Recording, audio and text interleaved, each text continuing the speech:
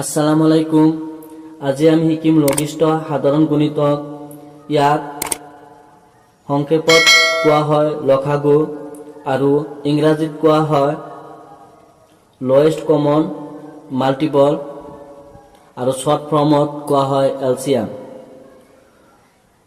প্ৰথমে আমি জানিব লাগিব যে লঘিষ্ঠ সাধাৰণ গণিতক কি, ইয়াৰ অৰ্থ কি। লঘিষ্ঠ হৈছে আটাইতকৈ সৰু, সাধাৰণ মানে দুইটাত থকা বা তিনিটাত থকা বা একে সংখ্যা, আৰু গুণিতক মান হৈছে এক ধৰণৰ পুৰণৰ নিয়তা যিবিলাক আছে সেনে ধৰণৰ। এইটো আমি উদাহৰণৰ সহায়ত বুজাই দিম।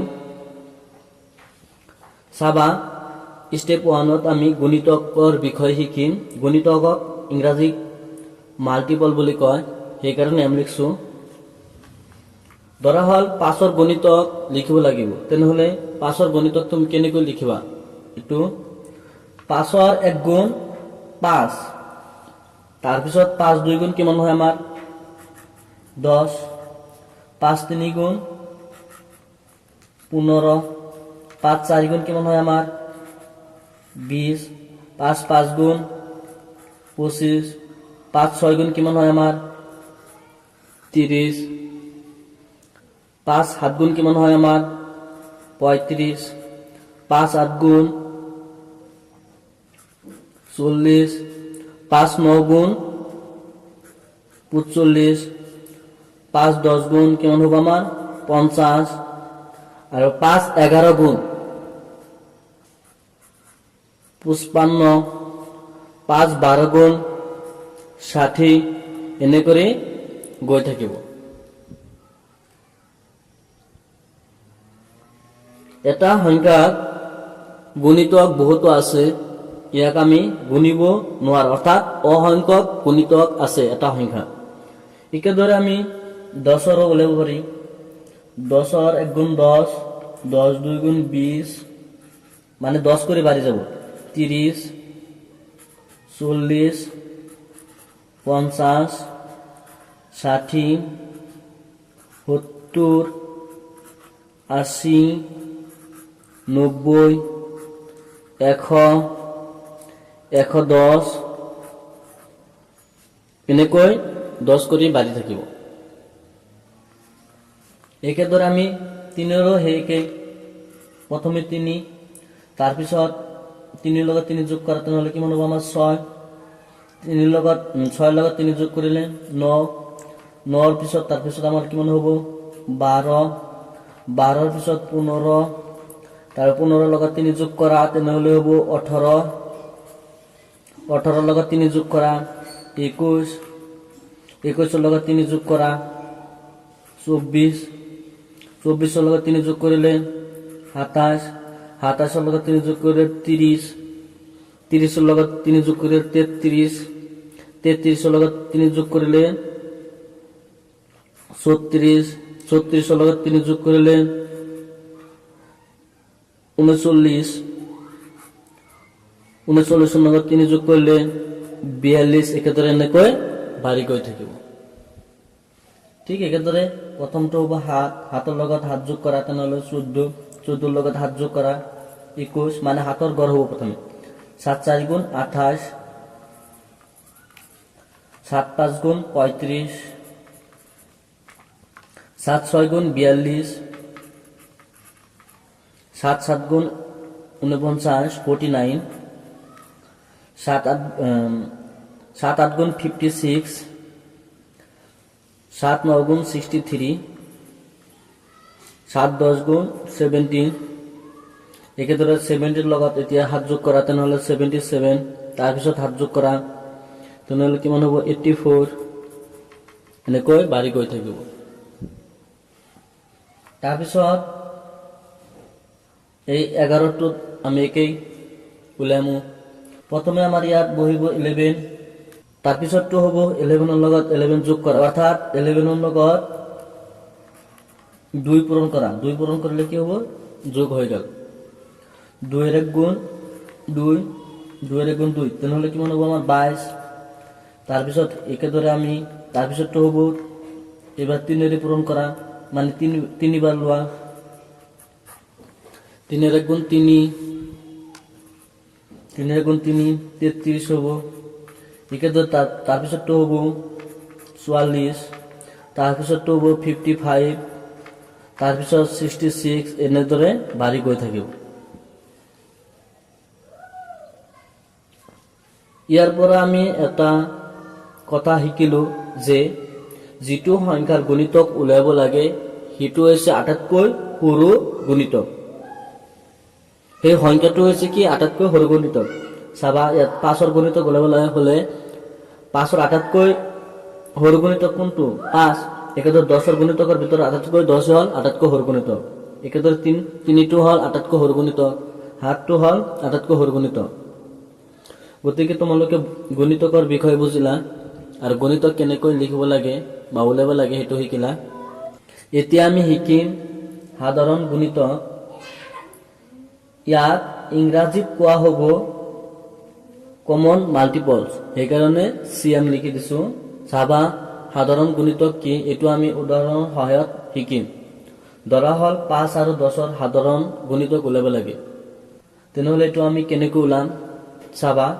প্ৰথমে 5ৰ গুণিতক বিলাক লিখি দিয়ে। ইয়াত 5ৰ গুণিতক হ'ব 5ৰ 1 গুণ 5, মানে ইয়াৰ লগত 5 যোগ কৰি দিলে 10, তাৰপিছতো 15, 5 যোগ কৰি যোৱা 20, 25, 30, 35, 40, 45, 50, তাৰপিছতো 5 যোগ কৰি যোৱা 55, 60, 65, একেদৰে এনেকৈ বহুতো আছে, এইকেইটা লিখি দিলে হ'ব। তাৰপিছত 10ৰ গুণিতক, তাৰপিছত 10ৰ গুণিতক কেইটা লিখা। প্ৰথমটো হ'ব 10, ইয়াৰ লগত 10 যোগ কৰিলে 20, 10 যোগ কৰিলে 30, 40, 50, 60, 70, 80, 90, 100, 110, এইখিনি দিলেই হ'ব। চাবা এবাৰ সাধাৰণ গুণিতক, অৰ্থাৎ সাধাৰণ অৰ্থ হ'ল দুয়োটাত থকা। এইটোৰ সাধাৰণ গুণিতক কি হ'ব চাবা। 5 আৰু 10ৰ 5ৰ একটা গুণিতক হয়, কিন্তু 10ৰ গুণিতক নহয়, গতিকে 5 সাধাৰণ গুণিতক হ'ব নোৱাৰে, দুয়োটাত থাকিব লাগিব। 10 5ৰ এটা গুণিতক, 10ৰ এটা গুণিতক, গতিকে 10 হ'ল এটা সাধাৰণ গুণিতক। একেদৰে 15 5ৰ গুণিতক, কিন্তু 10ৰ গুণিতক নাই, গতিকে 15টো এই দুটা সংখ্যাৰ গুণিতক হ'ব, সাধাৰণ গুণিতক হ'ব নোৱাৰে। একেদৰে 20টো হ'ব, 20টো 5ৰ গুণিতক, 10ৰ গুণিতক, গতিকে 20টো হ'ব। একেদৰে 25টো নহ'ব, কাৰণ 25টো 10ৰ গুণিতক নহয়, 30টো হ'ব। এনেকৈ বিচাৰিলে তুমি পাবা 40টো হ'ব, 50টো হ'ব, 60টো হ'ব, আৰু বহুত আছে।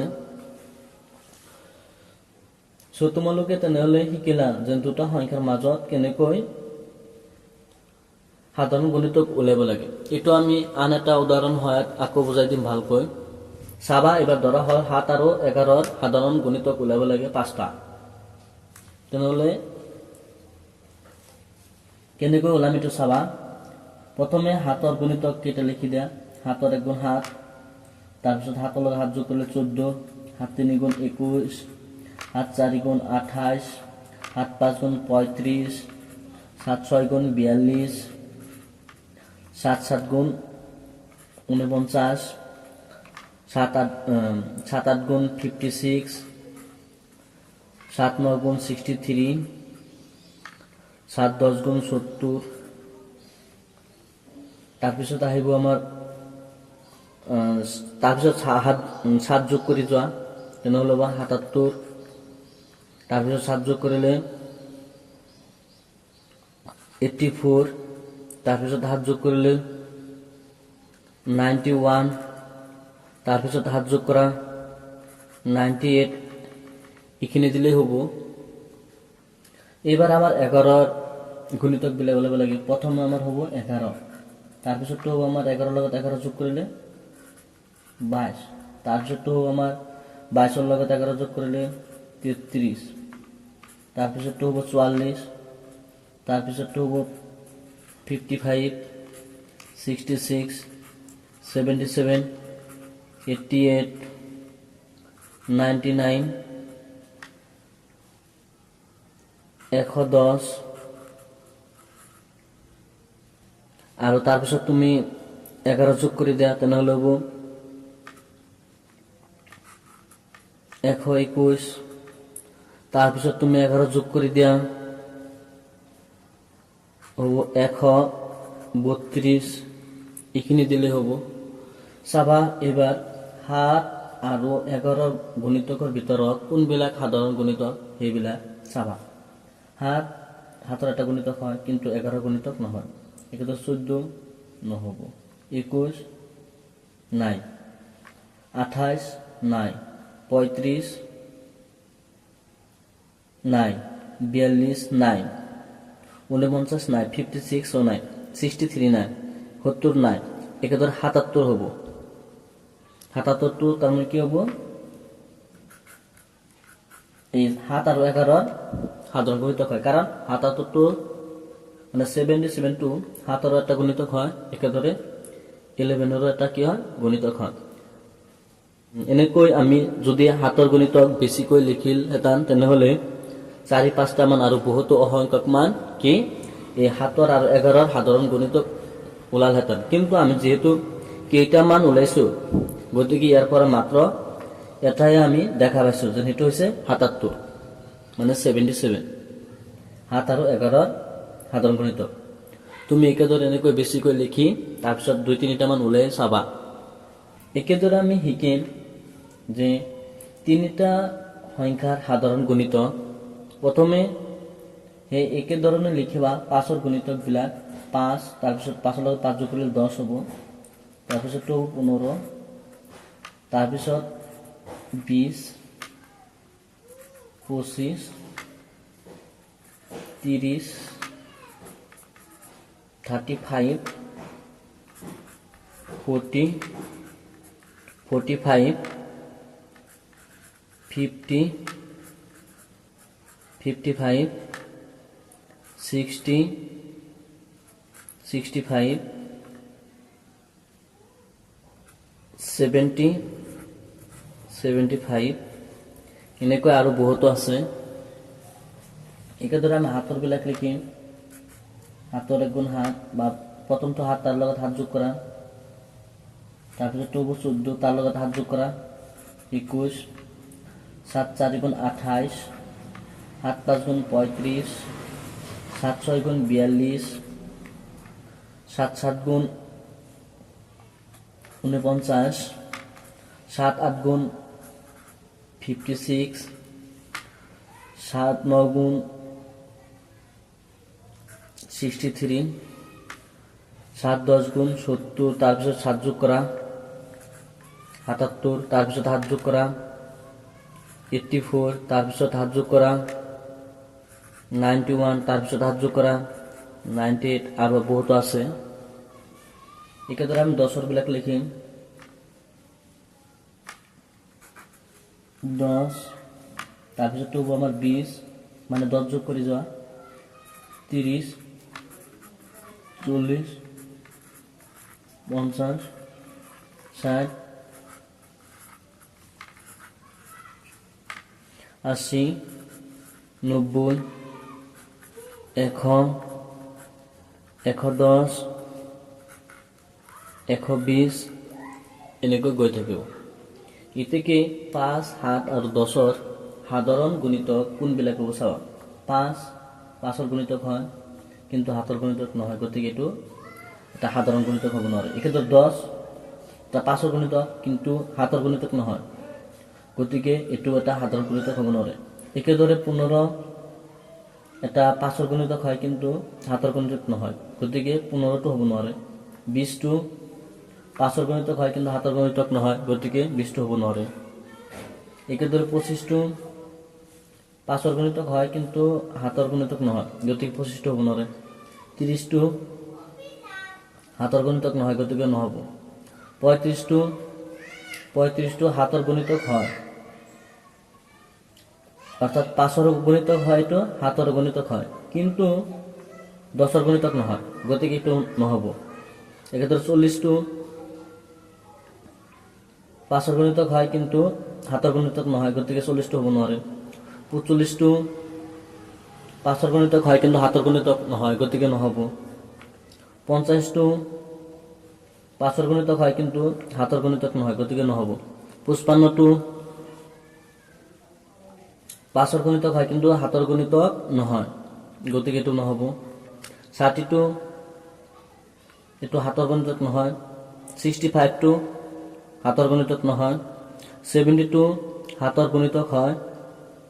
70টো 5ৰ গুণিতক এটা আৰু এইটো 7ৰ গুণিতক, একেদৰে এইটো 10ৰ গুণিতক, গতিকে এইটো হ'ব সাধাৰণ গুণিতক, অৰ্থাৎ চিয়ান। আৰু 75টো 5ৰ গুণিতক হয় কিন্তু 7ৰ গুণিতক নহয়, গতিকে এই সংখ্যাবিলাকৰ ভিতৰত আমাৰ এটা গুণিতক আছে, সেইটো হৈছে কি 70।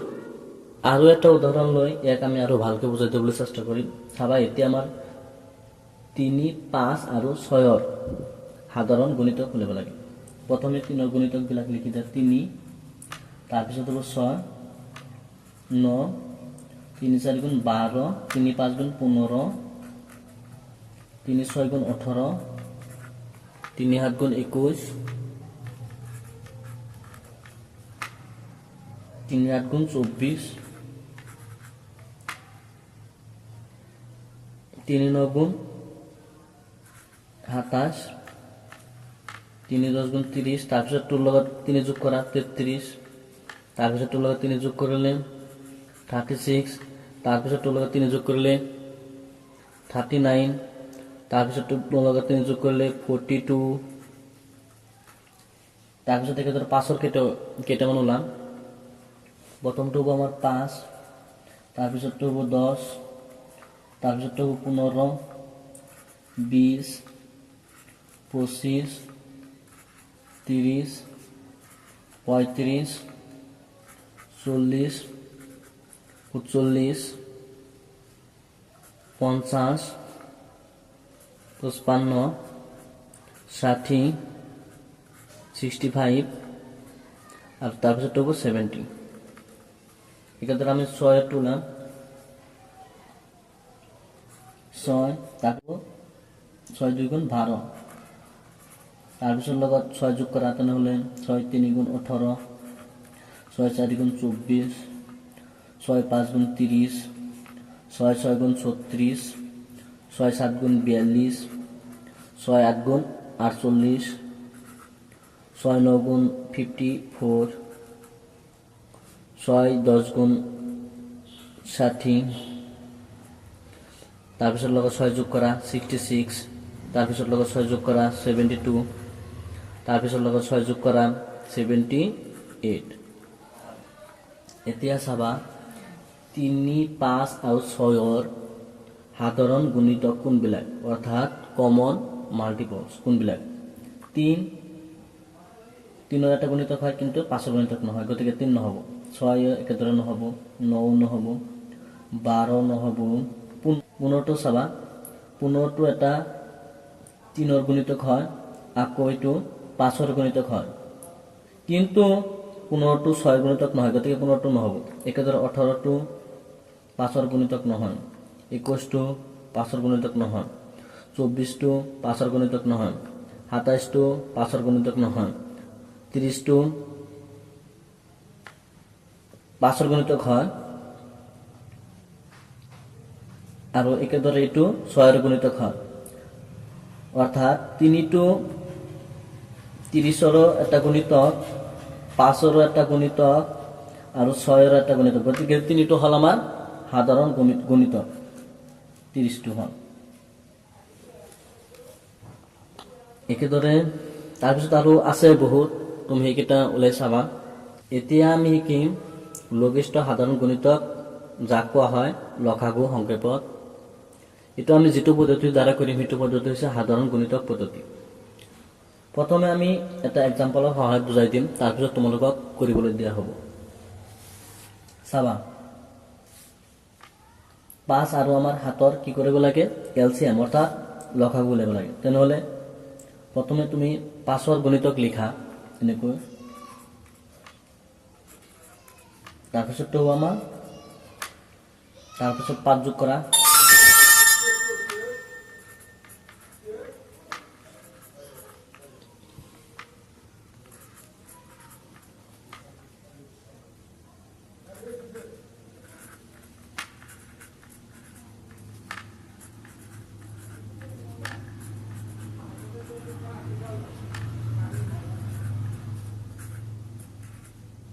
কেইটামান লেখা এনেকৈ। একেদৰে 7ৰ গণিতক বিলাক লিখা। প্ৰথম হ'ব 7, তাৰপিছত 7 যোগ কৰিলে 14, তাৰপিছত 7 যোগ কৰি যোৱা এনেকৈ 21, 28, 35, তাৰপিছত 7 যোগ কৰিলে 42, তাৰপিছত 7 যোগ কৰিলে 49, তাৰপিছত 7 যোগ কৰিলে 56, তাৰপিছত 7 যোগ কৰিলে 63, তাৰপিছত 7 যোগ কৰিলে 70, 77, 84, 91, 98। এতিয়া আমাৰ প্ৰথমে এই গুণিতক বিলাক লিখিব লাগিব, মানে সাধাৰণ গুণিতক বিলাক। চাবা, এই 5 আৰু 7ৰ সাধাৰণ গুণিতক কোনবিলাক হ'ব? 5টো নহ'ব, 10টো নহ'ব, 15টো নহ'ব, 20টো নহ'ব, 25টো নহ'ব, 30টো নহ'ব, 35টো হ'ব। ইয়াতো আছে, ইয়াতো আছে, গতিকে 35টো কমন মাল্টিপল অৰ্থাৎ সাধাৰণ গুণিতক হ'ব। একেদৰে 40টো নহ'ব, 45টো নহ'ব, 50টো নহ'ব, 55টো নহ'ব, 60টো নহ'ব, আৰু 65টো নহ'ব। একেদৰে তুমি যদি আৰু বেছিকৈ লিখিলেহেঁতেন তেনেহ'লে আৰু কেইটামান পালেহেঁতেন, যিদৰে ইয়াৰ লগত 5 যোগ কৰিলে তেনেহ'লে হ'ব 70। একেদৰে তেতিয়া কি হ'ব? আমাৰ 70টো এটা 5ৰ গুণিতক হয় আৰু 7ৰ গুণিতক হয়, গতিকে 70টো হ'লহেঁতেন। এতিয়া এইবাৰ চাবা, এই দুইটাৰ ভিতৰত বা আৰু যদি বেছিকৈ ওলায় তেনেহ'লে সেইকেইটাৰ ভিতৰত আটাইতকৈ লঘিষ্ঠ অৰ্থাৎ আটাইতকৈ সৰু গুণিতক কোনটো? সেইটো হ'ব আমাৰ এলচিএম, লৱেষ্ট কমন মাল্টিপলছ, লসাগু। সেইটো হ'ব আমাৰ লসাগু। গতিকে বহুতো যদি ওলালেহেঁতেন তেনেহ'লে আটাইতকৈ সৰুটো কিমান ওলালেহেঁতেন? ইয়াত 35। 35টো কি হ'ব আমাৰ? এলচিএম অৰ্থাৎ লসাগু। আটাইতকৈ সৰু সাধাৰণ গুণিতক, 5 আৰু 7ৰ আটাইতকৈ সৰু সাধাৰণ গুণিতক, সেইটো হ'ব কি আমাৰ? লসাগু। চাবা, এইটো আমি আৰু এটা উদাহৰণৰ দ্বাৰা বুজাই দিম। একেদৰে 4 আৰু 9ৰ আমি এলচিএম ওলাম অৰ্থাৎ লসাগু ওলাম। প্ৰথমে 4 কেইটামান লিখি দিয়া গুণিতক। 4, তাৰপিছত হ'ব 8, 12, 16, 4 × 5 = 20, 4 × 6 = 24, 28, 32, 36, 40, 44, 48, 52, 56,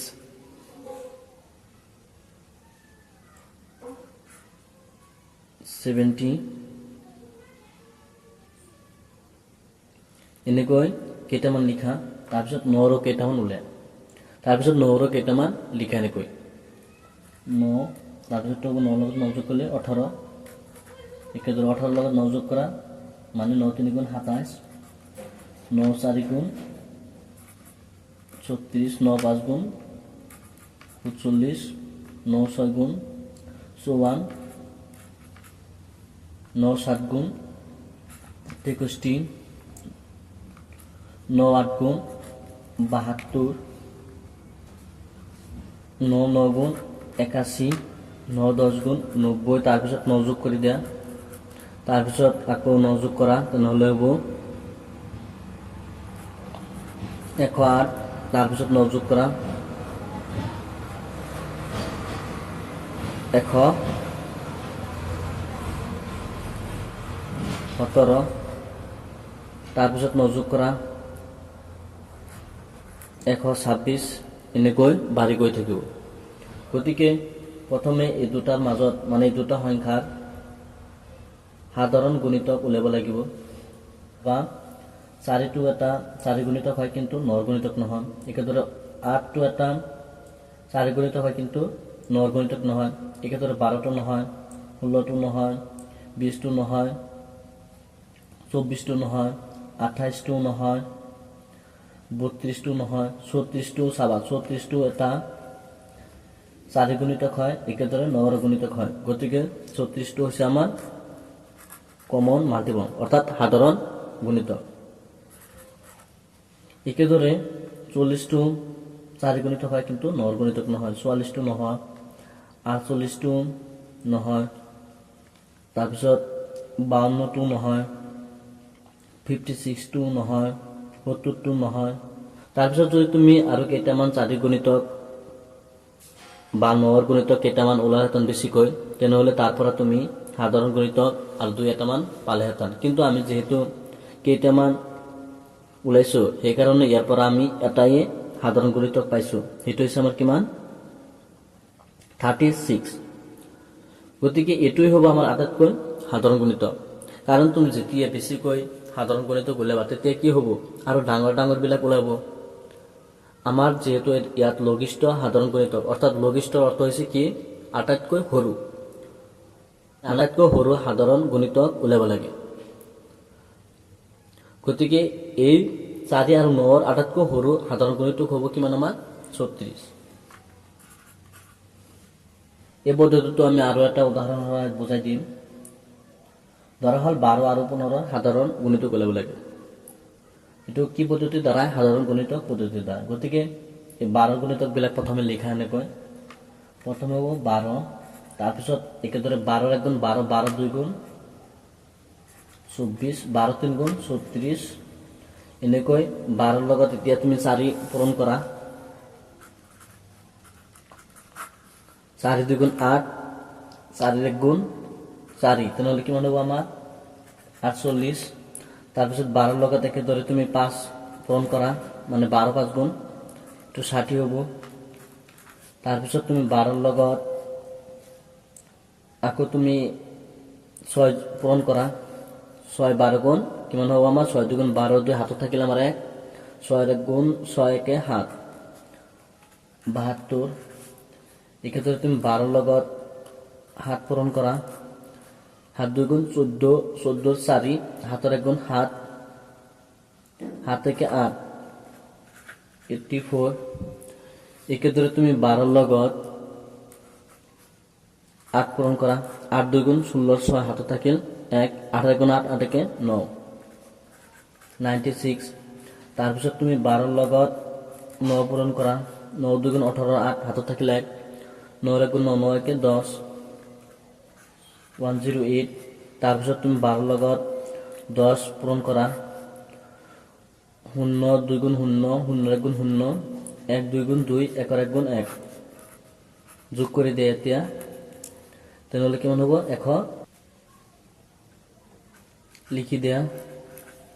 একেদৰে তুমি 12ৰ লগত 11 পূৰণ কৰা, 1 2 গুণ 2, 1 1 গুণ 1, তাৰপিছত 1 2 গুণ 2, 1 1 গুণ 1, এবাৰ যোগ কৰে দেয়া 2 3 1, তেনেহলে হব 132। একেদৰে বহুত আরো আছে।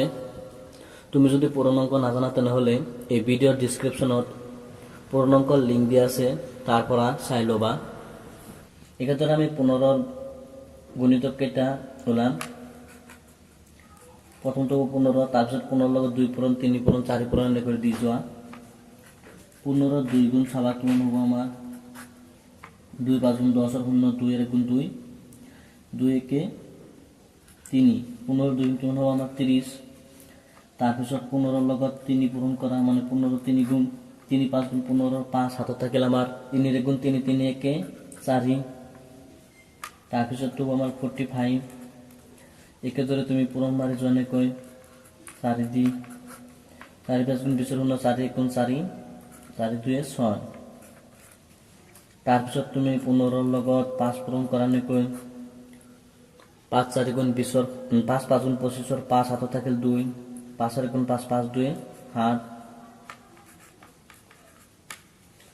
তাৰপিছত তুমি 15 লগত 6 পূৰণ কৰা 6 5 গুণ 30 হল হাতত থাকিল 1 3 6 গুণ 6 3 9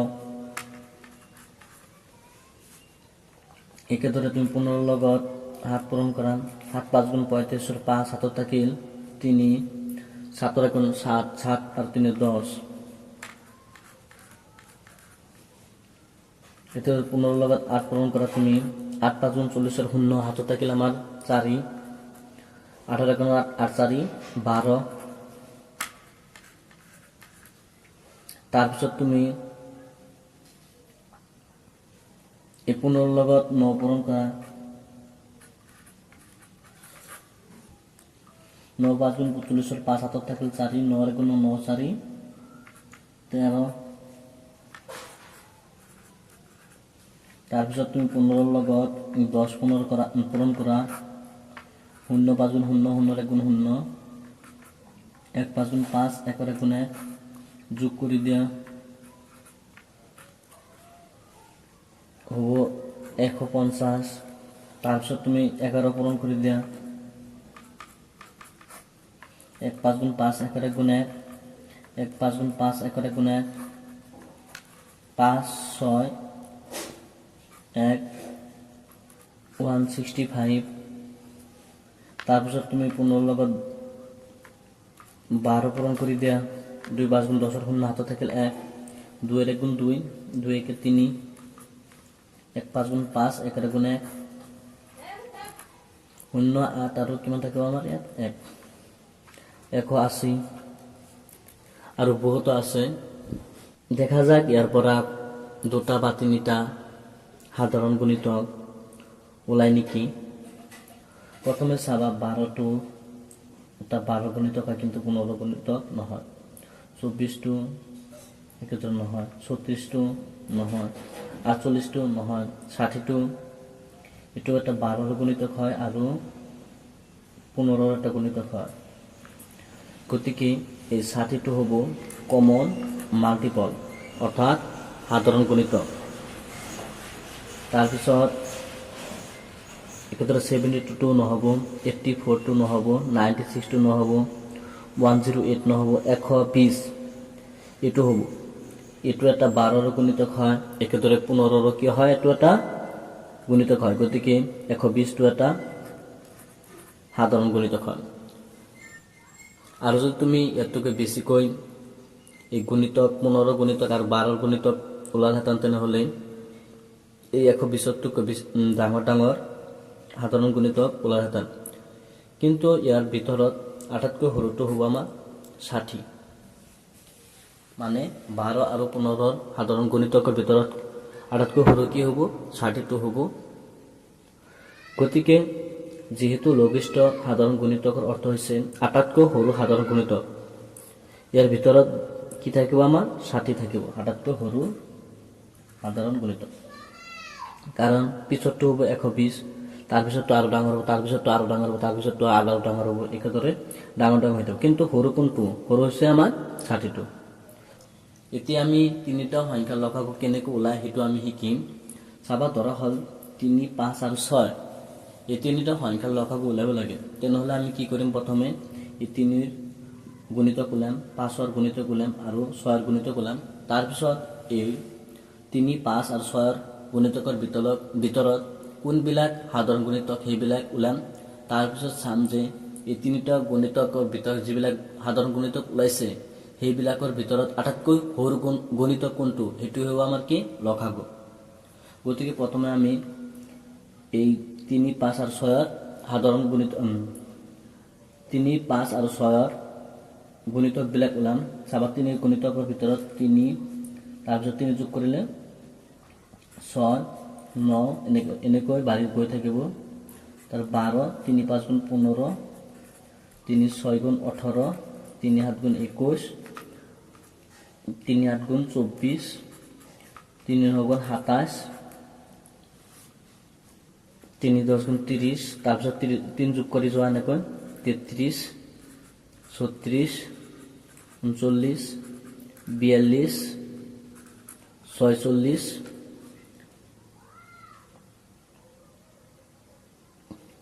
42ৰ পিছত হ'ব আমাৰ 45 হ'ব। তাৰপিছত হ'ব আমাৰ 48, তাৰপিছত হ'ব আমাৰ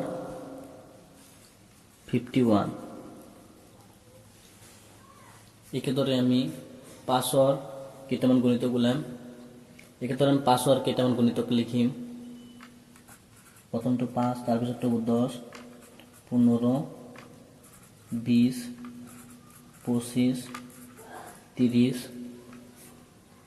35, 40, 45,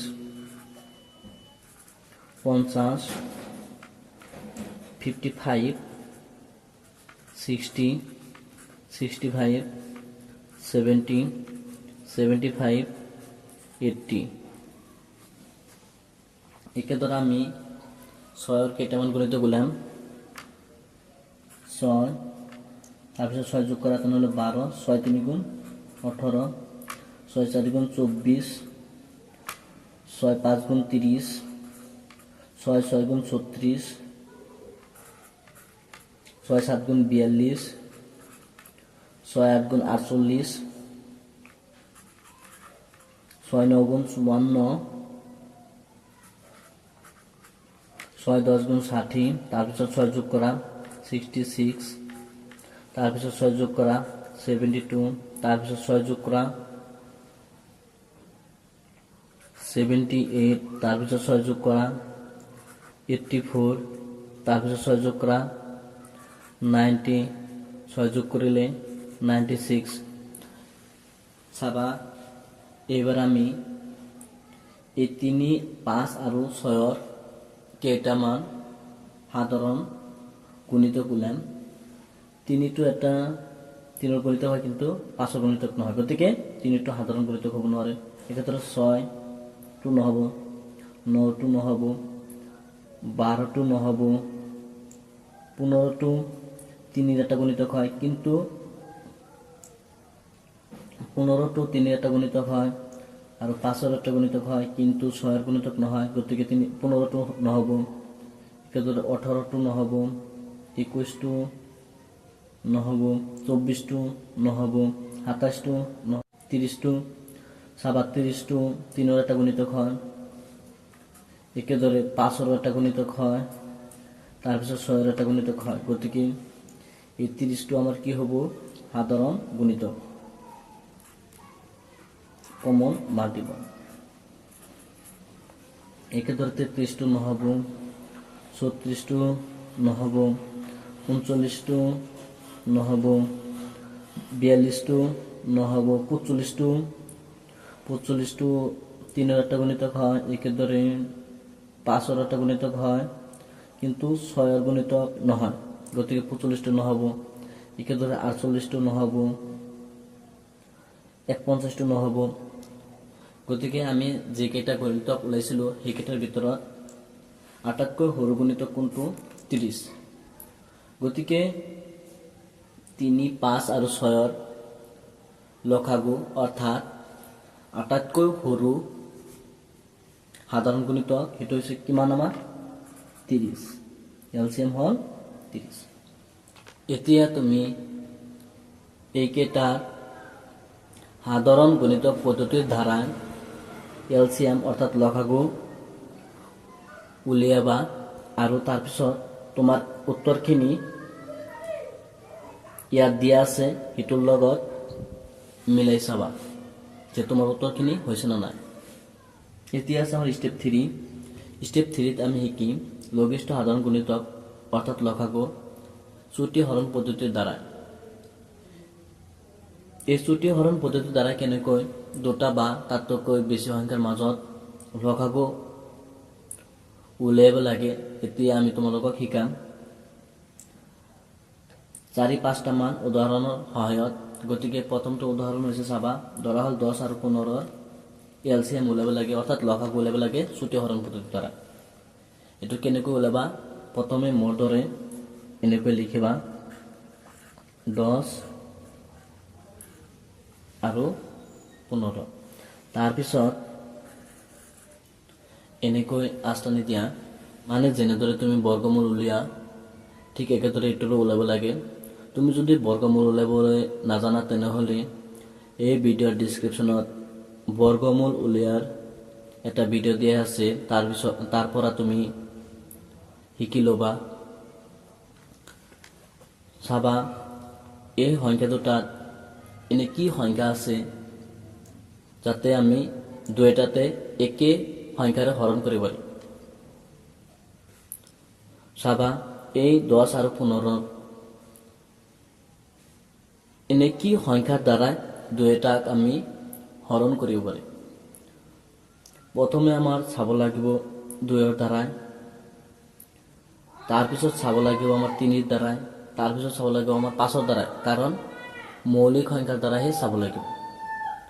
তুমি যদি মৌলিক সংখ্যা নাজানা তেনেহ'লে এই ভিডিঅ'ৰ ডিছক্ৰিপশ্যনত সংখ্যা নামৰ এটা ভিডিঅ' আছে, ডাঙৰ ভিডিঅ', তাৰ পৰা তুমি মৌলিক সংখ্যা শিকি আহিবা। এতিয়া চাবা আমি ইয়াত 2 দি 2 5 গুণ 10 কিন্তু 15ত নাযায়, মানে 2 7 গুণ 14হে হয়, 15 নহয়। একেদৰে 3 দি 3 গুণ 9 ইয়াত নহয়, 4 দি তো দিব নালাগে, তেনেহ'লে 5 দি 5 2 গুণ 10 5 3 গুণ 15, গতিকে 5 দি হৰণ যাব। 5 2 গুণ 10 আৰু 5 3 গুণ 15। এতিয়া চাবা ইয়াত আৰু নাযায়, কাৰণ 2 দি ইয়াত যাব কিন্তু 3ত নাযায়, একেদৰে 3 দি ইয়াত যাব কিন্তু ইয়াত নাযায়, গতিকে ইয়াক আৰু এনেধৰণৰ কোনো সংখ্যাৰে হৰণ কৰিব নোৱাৰে যিটো সংখ্যা দুয়োটাৰে হৰণ হয়। এইবাৰ তুমি এইকেইটা সংখ্যা পূৰণ কৰি দিবা এনেকৈ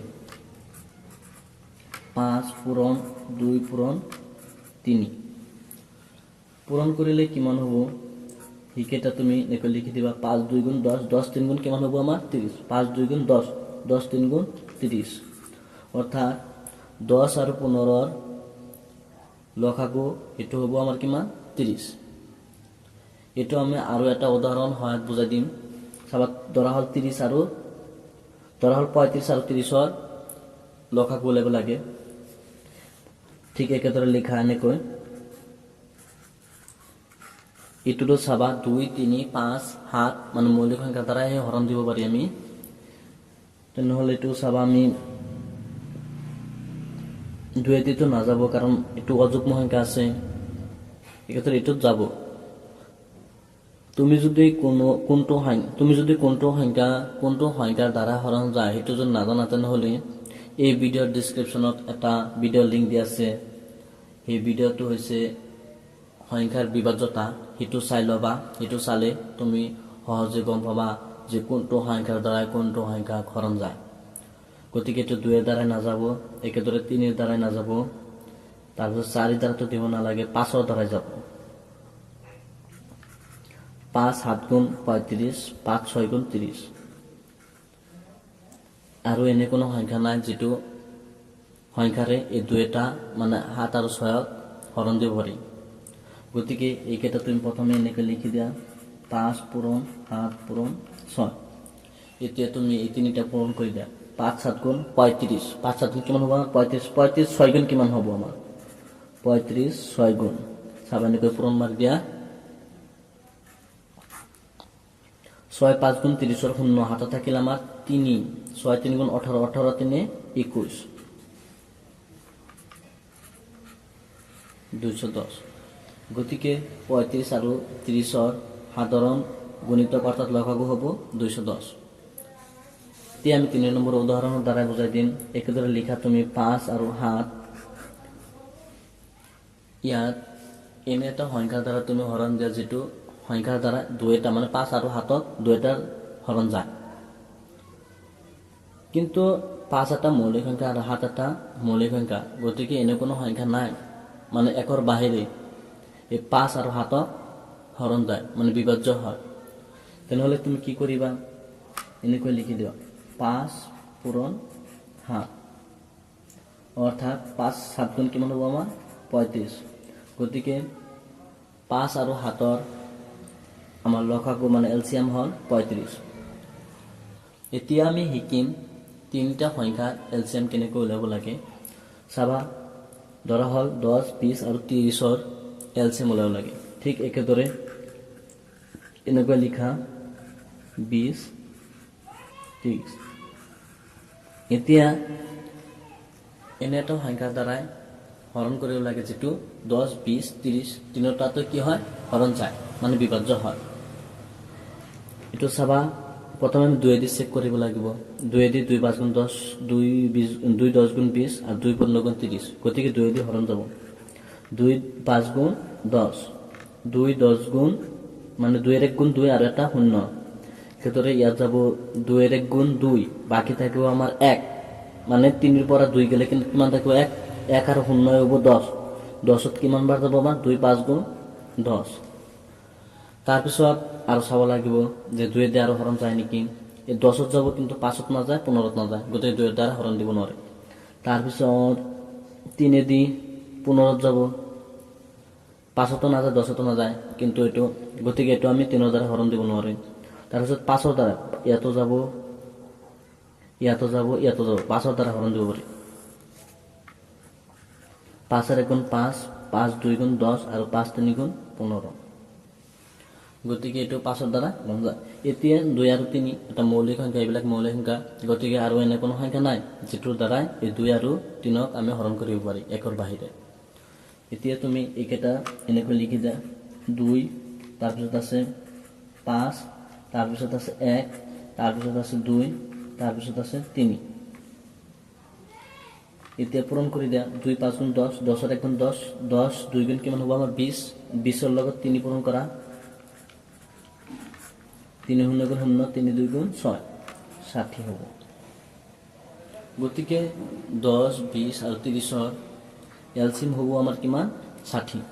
এইটো আমি আৰু এটা উদাহৰণ হয় ভালকৈ বুজাই দিবলৈ চেষ্টা কৰিম। চাবা, 6 12 আৰু 20ৰ এলচিয়াম ওলাব লাগে। গতিকে ঠিক আগৰ দৰে এনেকৈ লিখা, 6 12 20।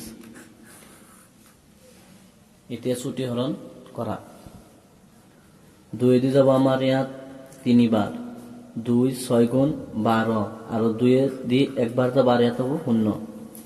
একেদৰে এইটো আৰু কমসে কম দুটাত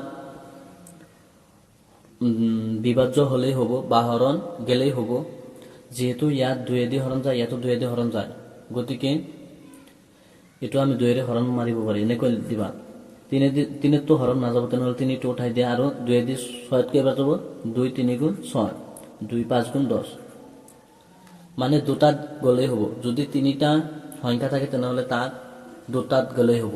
একেদৰে 4টা সংখ্যা থাকিলেও তাত দুটাত হৰণ গলেই হ'ব, যেহেতু 2 দি 3ত নগলেও 6ত আৰু 10ত যায়, গতিকে আমি 2 দি হৰণ মাৰিব লাগিব এইটো। একেদৰে তাৰপিছত 3 দি যাব, এইটো মানে 3 দি দুটাত যাব, যে 3 1 গুণ 3, 3 1 গুণ 3 5, একেদি দিব নালাগে।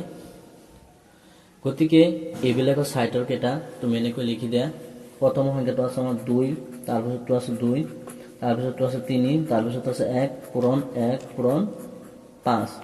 এতিয়া তুমি গোটেইকেইটা পূৰণ কৰি দিয়া, 2 2 গুণ 4, 4 3 গুণ 12, 12 1 গুণ 12, 12 1 গুণ 12, 12 5 গুণ কিমান হ'ব আমাৰ চাবা, 5 2 গুণ 10 0, 5 1 গুণ 5, 5 1 6, 60। এতিয়া আমি একেদৰে 4টা সংখ্যাৰ এলচিয়াম উলিয়াম চুটি হৰণ পদ্ধতিৰ ধাৰাই। ধৰা হ'ল 10 15 20 আৰু 25ৰ এলচিয়াম ওলাব লাগে। গতিকে ঠিক আগৰ দৰে এনেকৈ লিখি দিয়া, 10 15 20 25। এইবাৰ তুমি হৰণ কৰা, কমসে কম দুটাত গলেই হ'ব, 2 দি ইয়াতো যাব ইয়াতো যাব, গতিকে 2 দি হৰণ দিব লাগিব।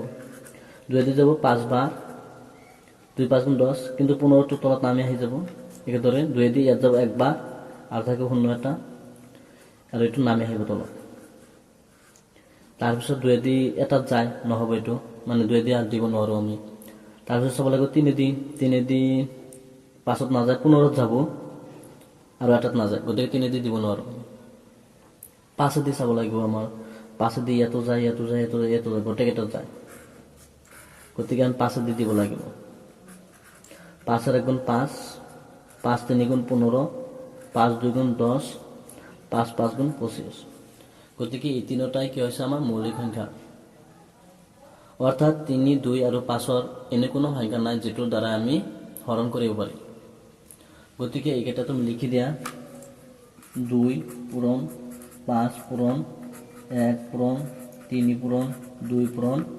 5 এবার পূরণ মারি দিয়া 2 5 গুণ 10 10 এর 1 গুণ 10 10 3 গুণ 30 কিমান হ'ব এই তিনিটা মিলি কিমান 4টা মিলি 30 তারপর 2 5 গুণ 10 এবার তুমি 10 এর লগে 30 পূরণ করা 30 আর 10 পূরণ করলে কিমান হ'ব আমার 0 0 গুণ 0 0 0 0 3 গুণ 0 আর 0 1 0 গুণ 0 সরি 0 হ'ব আর 1 3 গুণ 3 যোগ করে দিলে কিমান হ'ব আমার 0 0 3 অর্থাৎ 10 15 20 আর 25 এলসিএম হব কিমান আমার 300 মই আশা কৰিলো যে চুটি হৰণ পদ্ধতিৰ দ্বাৰাই কেনেকৈ দুটা বা তাতকৈ বেছি সংখ্যাৰ মাজত এলসিএম অৰ্থাৎ লসাগু উলিয়াব লাগে সেইটো তুমি শিকিলা এতিয়া তুমি এইকেইটা নিজে কৰা আৰু তোমাৰ উত্তৰখিনি ইয়াত দিয়া আছে ইয়াৰ পৰা মিলাই চোৱা এতিয়া আছে আমাৰ স্টেপ 4 লঘিষ্ঠ সাধাৰণ গুণিতক অৰ্থাৎ লসাগু মৌলিক উৎপাদন বিশ্লেষণ পদ্ধতিৰ দ্বাৰা আমি শিকিম এই মৌলিক উৎপাদক বিশ্লেষণ পদ্ধতিৰ দ্বাৰাই কেনেকৈ দুটা বা তাতকৈ বেছি সংখ্যাৰ এলসিএম উলিয়াব লাগে অৰ্থাৎ লসাগু উলিয়াব লাগে 2 বা 3টা মান উদাহৰণৰ সহায়ত আমি শিকিম প্ৰথমে এটা উদাহৰণ দিছো চাবা 12 আৰু 24 এই দুটা সংখ্যাৰ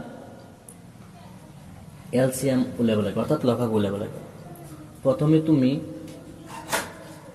এনেকৈ চুটি হৰণ মাৰি দিয়া এই চুটি হৰণবিলাক মৌলিক সংখ্যাৰ দ্বাৰাহে মাৰিব লাগে 2 দি যাব আমাৰ 6 বাৰ 2 দি যাব 2 3 গুণ 6 আর এটা 3 দি যাব 3 এর 1 গুণ 3 কারণ 3 একটা মৌলিক সংখ্যা গতিকে ইয়ার মৌলিক উৎপাদক বিলাক কি কি লিখি দিয়া 2 কেইটা আছে আমাৰ ইয়াত দুটা তেনেহলে 2 পাৱাৰ 2 তাৰ পিছত 3 আছে আমাৰ এটা 3 পাৱাৰ 1 গতিকে লিখিব নালাগে কাৰণ সকলো সংখ্যাৰ লগত 1 পূৰণ 1 হৰণ আৰু 1 ঘাত অৰ্থাৎ পাৱাৰ থাকে তাৰ পিছত আছে আমাৰ 1 এনেকৈ লিখি দিয়া এতিয়া আমি একেদৰে 24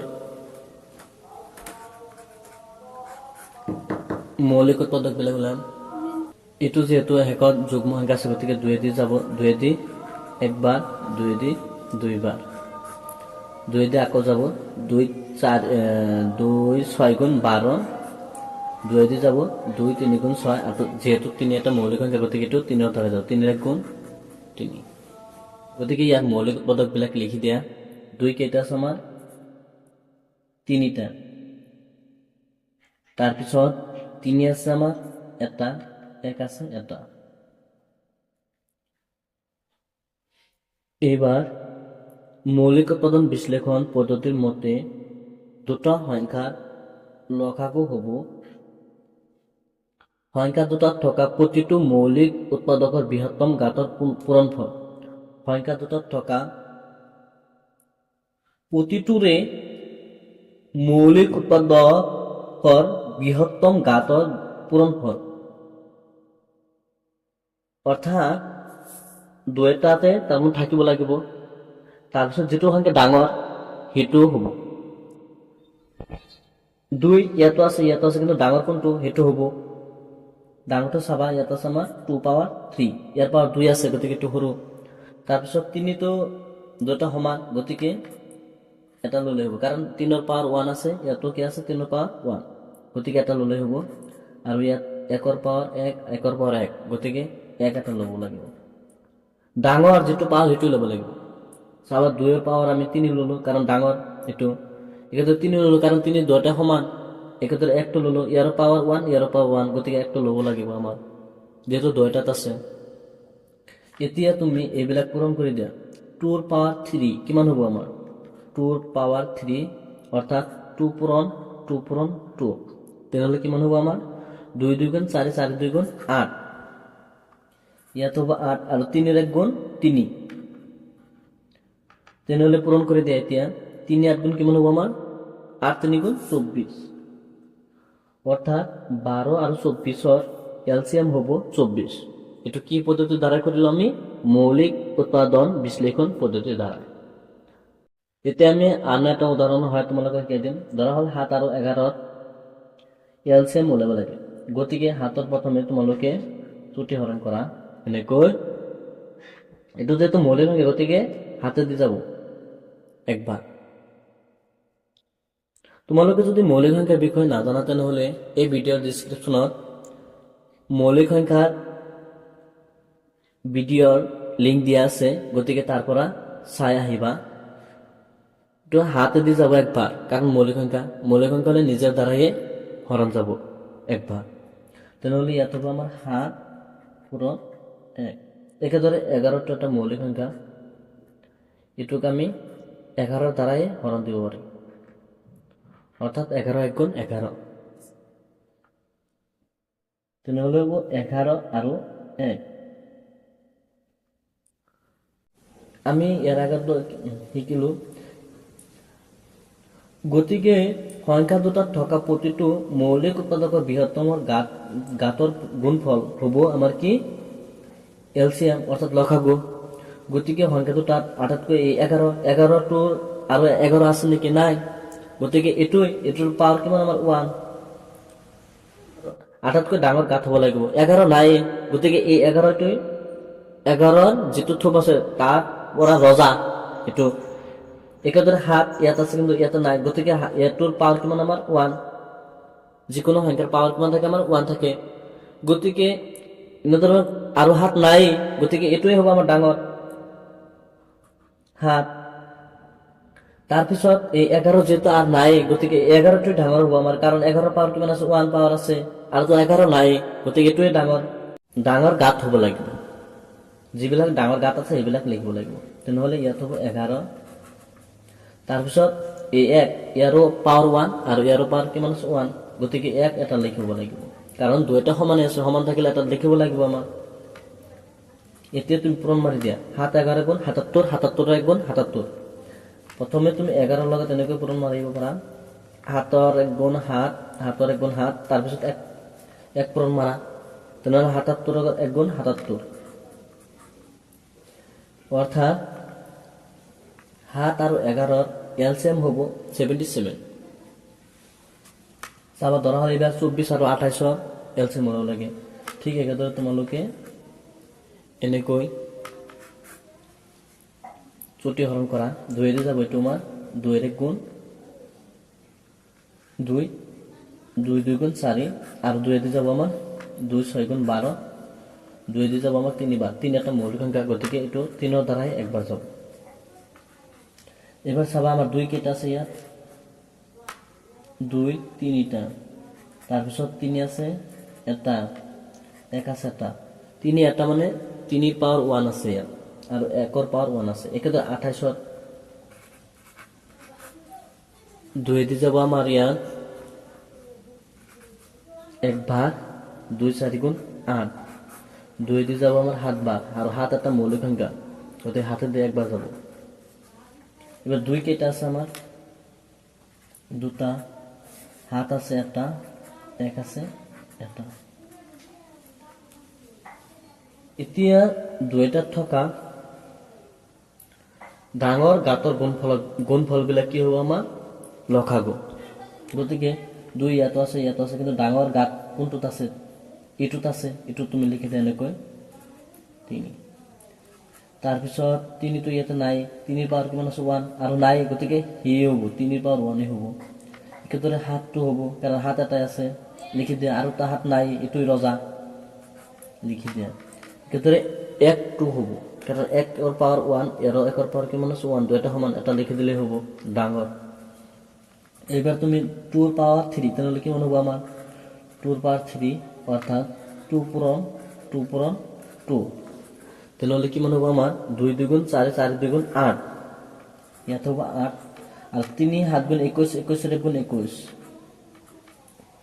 এবার 8 লগত 21 পূরণ করে দিয়া তুমি, 21 লগত 8, অর্থাৎ 8 গুণ 8, 8 2 গুণ 16, 168, অর্থাৎ 24 আর 28 এলসিএম হব 168।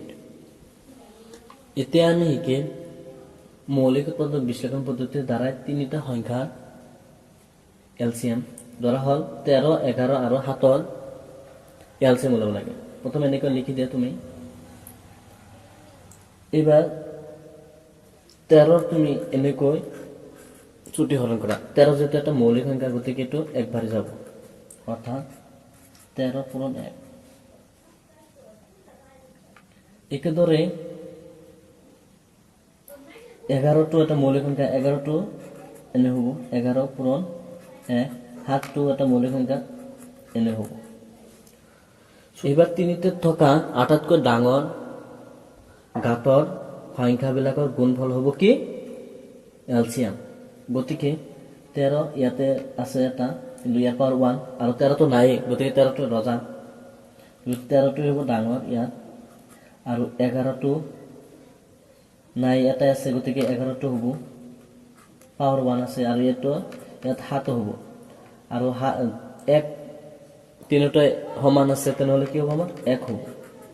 এবাৰ তুমি একেটা পূৰণ মাৰা, পূৰণ মাৰলে চাবা আমি ইফালেৰ পৰা পূরণ মারি আছো। এইটো 13 লগত প্রথমে তুমি 11 পূরণ মারা, 13 11 গুণ কিমান চাবা, 1 3 গুণ 3, 1 1 গুণ 1, 1 3 গুণ 3, 1 1 গুণ 1, 3 4 1, গতিকে 13 লগত 11 পূরণ মারিলে কিমান হ'ব আমাৰ 143।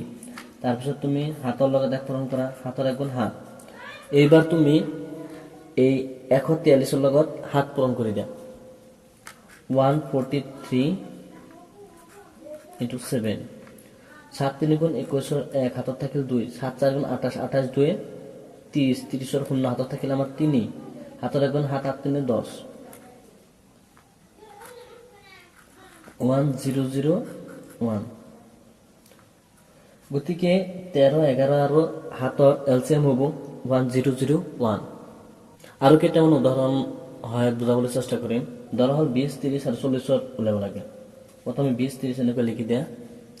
এইবাৰ তুমি 20 ছুটি হৰণ কৰা, 2 দিয়ে যাব আমাৰ 2 1 গুণ 10, 2 1 গুণ 2 আৰু এটা শূন্য, 2 দিয়ে যাব 2 5 গুণ 10, 5 এটা মৌলিক সংখ্যা, 5 1 গুণ 5, একবার যাব।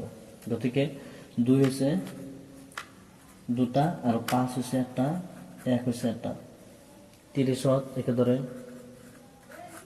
2 দিয়ে যাব, 2 দিয়ে একবাৰ যাব ইয়াত, আৰু বাকি থাকব আমাৰ 1 1 আৰু 0 10, 10 2 5 গুণ 10, 3 দিয়ে যাব এইটো, 3 দিয়ে যাব এইটো 5 বার, 3 5 গুণ 15। এতিয়া 5 ওলাইছে, 5টো এটা মৌলিক সংখ্যা, গতিকে 5টো আমি 1 দ্বাৰাহে দিব পাৰিম। ইয়াত থকা মৌলিক উৎপাদকবিলাক হ'ব 2 3 5 আৰু 1। তাৰপিছত 40টো লিখা একেদৰে, 2 দিয়ে যাব আমাৰ 2 2 গুণ 4 0, 2 দিয়ে যাব 2 1 গুণ 2 0, 2 দিয়ে যাব 2 5 গুণ 10, 5 এটা মৌলিক সংখ্যা, একবারে যাব এইটো। গতিকে 2 কেইটা ওলাইছে আমাৰ 2 3টা, তাৰপিছত 5 এটা আৰু 1 এটা। এইবাৰ চাবা যে ডাঙৰ গাঁতৰ সংখ্যাৰ গুণফল হ'ব আমাৰ কি লসাগু। গতিকে 2 গোটেইকেইটাত আছে, 3টাত আছে, কিন্তু ডাঙৰ গাঁত কোনটো হ'ব আমাৰ, ডাঙৰ গাঁত হ'ব এইটো 2 পাৱাৰ 3, এইটো হ'ব আমাৰ এলচিএম। তাৰপিছত আছে 5, 2টাত আছে, 3টাত আছে, গতিকে 5ও হ'ব এটা, যিকোনো যেহেতু 5ৰ গোটেইকেইটা 5ৰ পাৱাৰ সমানে আছে, গতিকে এটা দিলেই হ'ব। কিন্তু 3 ইয়াতে এটাই আছে, গতিকে এইটোই ৰজা, ইয়াতকৈ ডাঙৰ পাৱাৰৰ 3 নাই, গতিকে এইটো হ'ব, ইয়াতে 1 হ'ব এটা বহাই দিলে। চাবা তোমাৰ 2 ৰ পাৱাৰ 3, তেনেহ'লে কিমান হ'ব আমাৰ 2 × 2 × 2, অৰ্থাৎ 2 × 2 = 4, 4 × 2 = 8। তাৰপিছত তুমি এই 5 × 3 = 15, 15 × 1 = 15। এবার 15 লগত 8 পূরণ করে দিলে তুমি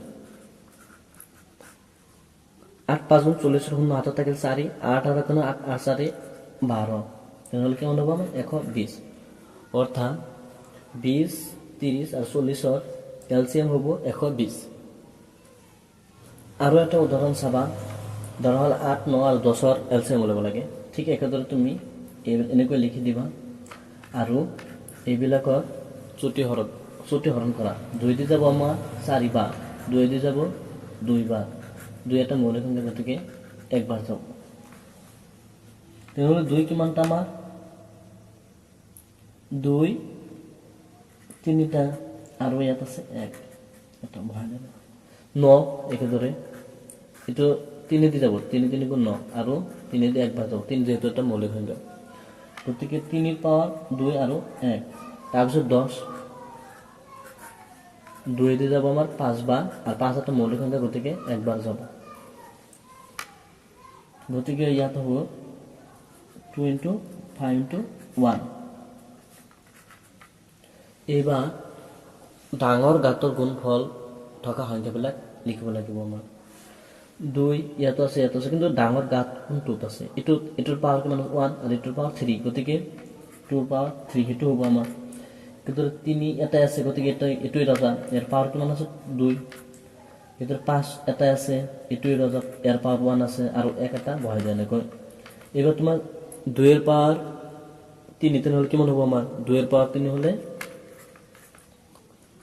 2 ৰ পাৱাৰ 3, অৰ্থাৎ 2 × 2 × 2, 2 2 × 4, 4 2 × 8, এইটো হ'ল 8, আৰু 3 ৰ পাৱাৰ 2, 3 পূৰণ 3, অর্থাৎ 3 3 × 9, আর 5 এর 1 গুণ 5।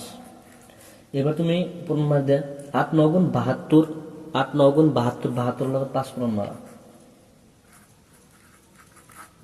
5 2 × 10 শূন্য হাতত থাকিল আমার 1, 5 7 × 35, 35 থেকে 36, গতিকে 8 9 10 এর এলসিএম হবো 360। এতিয়া তুমি একেটা নিজে কৰা আৰু তোমাৰ উত্তৰখিনি ইয়াত দিয়া আছে, মিলাই চোৱা। এতিয়া আছে আমাৰ স্টেপ 5। স্টেপ 5ত আমি লসাগু উলিয়াবলৈ শিকিম এটা সূত্ৰৰ দ্বাৰা। এই সূত্ৰটো ক্লাছ 10ত আছে, তাৰ পৰা লৈছোঁ আমি। সূত্ৰৰ মতে হৈছে লসাগু হ'ব তোমাৰ সংখ্যা দুটাৰ পূৰণফল ডিভাইড বাই গসাগু। এইটো আমি কেইটামান উদাহৰণ হয় বুজিম, চাবা। ধৰা হল 1 নম্বৰ 10 আৰু 40 সংখ্যা দুটা, আৰু ইয়াৰ HCF অৰ্থাৎ গসাগু 10 দিয়া আছে। এতিয়া ইয়াৰ পৰা তোমাৰ এলসিএম ওলাব লাগে। কেনেকৈ ওলাবা চাবা, এই সূত্ৰৰ দ্বাৰা আমি, তেনেহ'লে আমি এই সূত্ৰৰ দ্বাৰা এইটো এলসিএম ওলাম। এবাৰ আমাৰ ইয়াত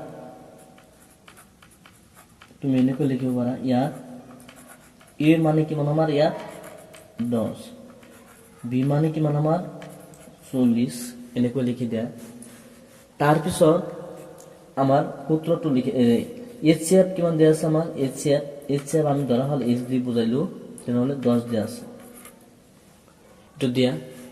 তাৰপিছত তুমি সূত্ৰটো বহাই দিয়া, এতে কি এলসিএম অর্থাৎ এল দিছো আমি, E × V ডিভাইড বাই HCF। এর মান কিমান আমার ইয়াত বহাই দিয়া তুমি 10, আর ভির মান কিমান আমার ইয়াত বহাই দিয়া 40।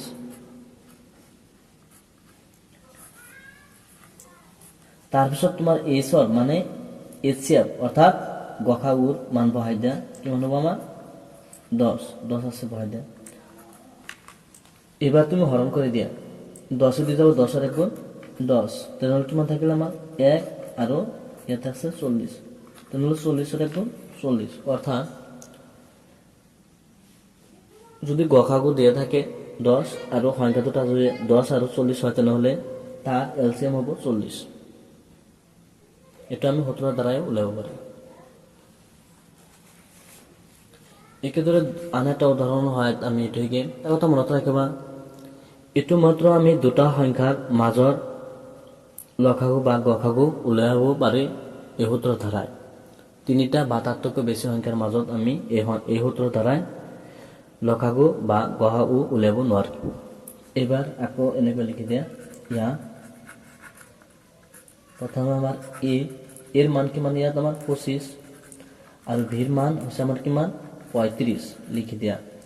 তাৰপিছত আমাৰ HCF অৰ্থাৎ গসাগু কিমান দিয়া আছে আমাৰ 5।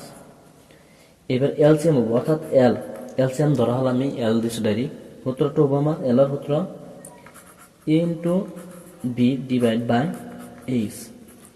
এর মান কিমান আমার বহাই দেয়া 25, একেদরে বির মান কিমান আমার 35 বহাই দেয়া।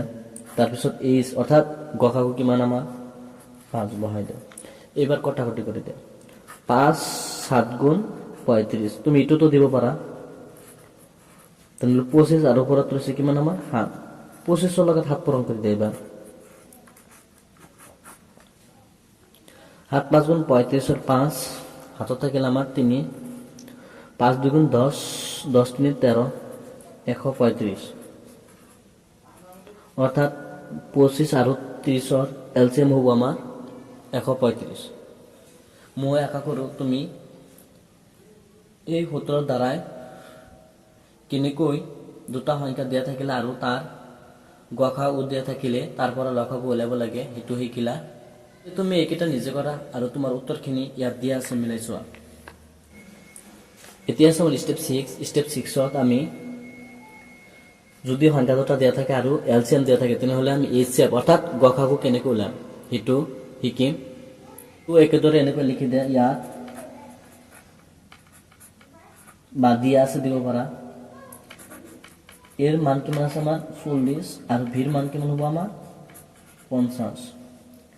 আর এবার এলসিএম দিয়ে আছে অর্থাৎ এল দিয়ে আছে, এলর মান দিয়ে আছে আমার 200। গতিকে সূত্রটো চাই লবা, এই সূত্র দ্বারা করিম আমি। এইচসিএফ হবো আমার A into B divide by L অর্থাৎ এলসিএম।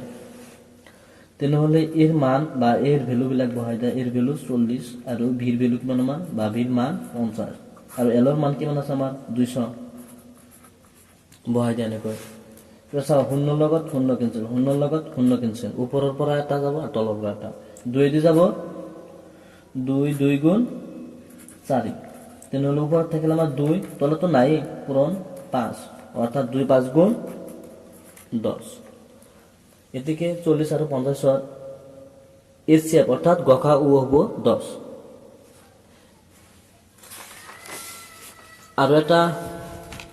আৰু এটা উদাহৰণ হয় আমি একটু বুঝাই দিম। ধৰা হয় 18 আৰ 24 ওলাব লাগে, এনেকৈ লিখি দিয়া একেদৰে। ইয়াত এর ভ্যালু কিমান আমার 18, বির ভ্যালু হচ্ছে আমার 24 আর এলসিএম দেয়া আছে এল অর্থাৎ এলসিএম 72। এতিয়া আমার এইচসিএফ ওলাব লাগে, গতিকে সেই আগৰ সূত্ৰটো লোৱা। এইচ ইকুৱেল কি হ'ব আমাৰ A into B divide by L অর্থাৎ এলসিএম। এর মানটো বহাই দেয় 18 আর ভির মানটো হ'ব আমার 24 আর এলর মানটো হ'ব আমার কিমান আছে ইয়াত দিয়া 72। এবার কটাকটি করা, তেনেহলে চাবা এবার আমি 9 দি মারিম। প্রথমে 9 2 গুণ 18, 9 8 গুণ 72 আর একটু 8 দি যাব 8 3 গুণ 24 ডাইরেক্ট কটাকটি। তাহলে উপরে থাকলে আমার 2 আর ইয়াত থাকিল 3, 2 3 গুণ 6। গতিকে 18 আর 24 গসাগু হল 6। মই আশা কৰো যে এই সূত্ৰৰ দ্বাৰাই তুমি শিকিলা যে দুটা সংখ্যা দিয়া থাকিলে আৰু তাৰ এলসিএম অৰ্থাৎ লসাগু দি থাকিলে তাৰ পৰা কেনেকৈ গসাগু উলিয়াব লাগে। এতিয়া তুমি এইকেইটা নিজে কৰা আৰু তোমাৰ উত্তৰখিনি ইয়াত দিয়া আছে মিলাই চোৱা। এতিয়া আছে আমাৰ ষ্টেপ 7। ষ্টেপ 7ত চলকৰ লসাগু কেনেকৈ উলিয়াব লাগে সেইটো আমি শিকিম। প্ৰথমে আমি চলক মানে কি এইটো বুজিব লাগিব। চলক মানে হৈছে এটা ৰাশি, ইয়াক ABC মানে ইংৰাজী আখৰৰ দ্বাৰা বুজোৱা হয়, সৰু হাতৰ আখৰৰ বা ডাঙৰ হাতৰ আখৰৰ দ্বাৰা বুজোৱা হয়। এইটো এই চলকত দুটা বা তিনিটা চলকত লসাগু কেনে হয় সেইটো আমি শিকিম এতিয়া। ধৰা হ'ল 1 নম্বৰৰ এটা দিয়া আছে x³ মানে x টু 2 বা 3 আৰু x ৰ পাৱাৰ মানে ইয়াত আছে x ৰ পাৱাৰ 3 আৰু ইয়াত আছে x ৰ পাৱাৰ 1। গতিকে এইটোৰ এলচিএম কিমান হ'ব, এইটো লাগে বহুত, সেইকাৰণে এইটো দিয়া হৈছে। চাবা এইটো আমি ত্ৰুটিহৰণ পদ্ধতিৰ ধাৰাই এলচিএম ওলাম। প্ৰথম সংখ্যাটো আছে আমাৰ x পাৱাৰ 3, তাৰপিছতটো আছে x পাৱাৰ 1, এনেকৈ বহাই দিয়া, তাৰপিছত ত্ৰুটিহৰণেৰে হৰণ কৰা। এবাৰ ইয়াৰ পাৱাৰ আছে 1 আৰু ইয়াৰ পাৱাৰ আছে 3, গতিকে আটাইতকৈ সৰু কোনটো সেইটো দিব লাগিব আমাৰ। আটাইতকৈ সৰু কোনটো আমাৰ x পাৱাৰ 1, এইটো দিয়া এনেকৈ। তাৰপিছত এইটো দিয়ে হৰণ মাৰা, তেনেহ'লে ইয়াৰ পৰা x দি হৰণ মাৰিলে ইয়াত থাকিব x পাৱাৰ 2 আৰু এইটো x দি x 1 বাৰ যাব, x ৰ একোণ x। তেনেহ'লে আমাৰ এলচিএম হ'ব, চাবা এইকেইটা পূৰণ মাৰি দিয়া। প্ৰথমটো আছে x, তাৰপিছত আছে x², তাৰপিছত আছে 1, এইটো। অৰ্থাৎ তুমি x পাৱাৰ 1ৰ লগত x পাৱাৰ 2 পূৰণ কৰিলে x পাৱাৰ কিমান হ'ব আমাৰ 3, তাৰ লগত 1 পূৰণ কৰিলে সেইটোৱে হ'ব, কাৰণ একৰ লগত যিকোনো সংখ্যা পূৰণ বা হৰণ কৰিলে তাৰ মান সেই একেই হ'ব। সেইকাৰণে একক কোৱা হয় গুণাত্মৰ অভেদ। একেদৰে আমি 2 নম্বৰটো শিকিম। চাবা ইয়াত আছে x² y, তাৰপিছত আছে x y², এইটোৰ ত্ৰুটিহৰণ মাৰা। ইয়াত আছে x দুটা মানে x ৰ পাৱাৰ 2 আৰু ইয়াত আছে x ৰ পাৱাৰ 1, গতিকে সৰু কোনটো সেইটো ল'ব লাগিব। তাৰপিছত y ৰ পাৱাৰ 1 y ৰ পাৱাৰ 2, গতিকে সৰু যিটো সেইটো ল'ব লাগিব। এবাৰ তুমি হৰণ কৰিলে ইয়াত আছে x দুটা আৰু ইয়াত আছে এটা, তেনেহ'লে এটা কাটা যাব, তেনেহ'লে থাকিব এটা, আৰু y লগত y কটা যাব, তেনেহ'লে 1 থাকিব, 1টো দিব নালাগে। ঠিক একেদৰে ইয়াত এইটো যেতিয়া হৰণ মাৰিব তেতিয়া কি হ'ব, x ৰ লগত x2 কটা যাব ইয়াৰ পৰা ইয়াত, আৰু ইয়াৰ পৰা যেহেতু দুটা আছে ইয়াৰ পৰা y টো এটা কটা যাব, তেনেহ'লে ডাইৰেক্ট y থাকিব। গতিকে ইয়াৰ এলচিএম হ'ব, চাবা xy into x into y, অৰ্থাৎ ইয়াত x কিমানটা আছে দুটা, গতিকে x পাৱাৰ 2 আৰু y আছে দুটা, y পাৱাৰ 2। এতিয়া তুমি পূৰণ মাৰি দিয়া x পাৱাৰ 2 y পাৱাৰ 2। এইদৰে আমি 3 নম্বৰটো শিকিম। ইয়াত চাবা a², তাৰপিছত আছে b³, তাৰপিছত আছে c পাৱাৰ 4, তাৰপিছত a পাৱাৰ 4 b পাৱাৰ 3, তাৰপিছত আছে c পাৱাৰ 2। এইবাৰ তুমি হৰণ মাৰা ত্ৰুটিহৰণ, তেনেহ'লে a ইয়াতো আছে, b ইয়াতো আছে, c ইয়াতো আছে, গতিকে a b c তিনিটা হ'ব। কিন্তু a আটাইতকৈ সৰু ইয়াত আছে 2, আৰু ইয়াত b আটাইতকৈ সৰুটো আছে 3, আৰু c আছে আটাইতকৈ সৰু 2, বহাই দিয়া। এইবাৰ এইটো যেতিয়া তুমি হৰণ মাৰে তেতিয়া কি হ'ব, a ইয়াৰ পৰা দুটা কটা যাব আৰু b 3টা কটা যাব, c দুটা কটা গ'লে তেনেহ'লে কেইটা থাকিব, 2টা।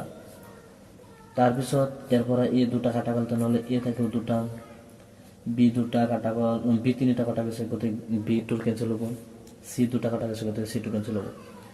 এতেকে আমাৰ এলচিএম হ'ব, চাবা এইকেইটা বহাই দিয়া, a² মানে a পাৱাৰ 2 b এনেকৈ লিখি দিলে, a power 2 b power 3 c power 2 আৰু c পাৱাৰ ইয়াত আছে 2, আৰু ইয়াত a পাৱাৰ আছে 2।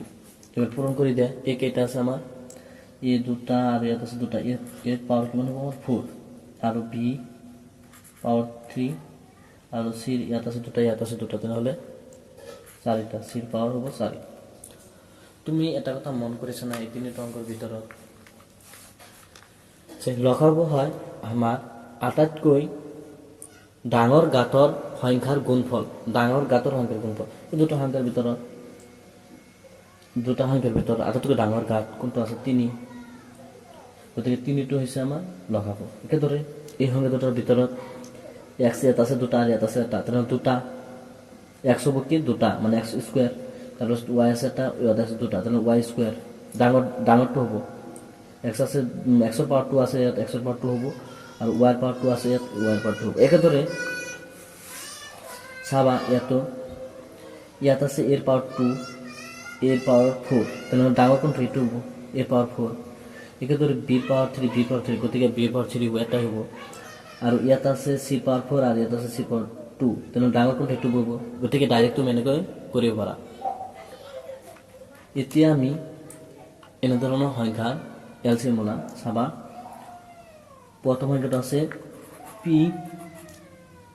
q পাৱাৰ 3 আৰু 4, ইটোৰে হৰণ মাৰিলে চাবা ইয়াত কোনো ধৰণৰ সংখ্যা নাই, গতিকে এইটো আমি হৰণ মাৰিব নোৱাৰি। 1 যদি থাকে তেনেহ'লে এইটো তথাপি মাৰিব নোৱাৰে। আৰু ইয়াত p আছে কিন্তু এই সংখ্যাটোত p নাই, আৰু ইয়াত q আছে ইয়াত কিন্তু q নাই, গতিকে আৰু হৰণ মাৰিব নোৱাৰে, পূৰণ কৰি দিব লাগিব আমাৰ এনেকৈ p q 3 আৰু পূৰণ কৰি দিয়া 4, তেনেহ'লে কিমান হ'ব এইটো পূৰণ কৰিলে প্ৰথম হ'ব 4 আহিব, সংখ্যাটো আগত আহে আৰু p q এনে হৈ যাব ডাইৰেক্ট। ইটো হেকে আটাইতকৈ ডাঙৰ গাঁতৰ সংখ্যাৰ গুণফল হ'ব। ইয়াত p আছে এটাই, গতিকে এইটোৱে ৰজা p এটাই হ'ব।